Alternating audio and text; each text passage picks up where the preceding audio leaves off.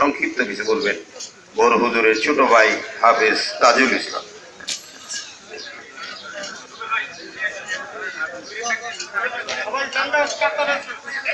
আলহামদুলিল্লাহ কাফা ওয়া সালামান আলা ইবাদিহিল্লাযীনা ইসতাফা আম্মা বা'দ আইনামা তাকুনু ইউদরিকুমুল মাউত ওয়ালাউ কুনতুম ফী বুরুজিন মুশাইয়্যাদা।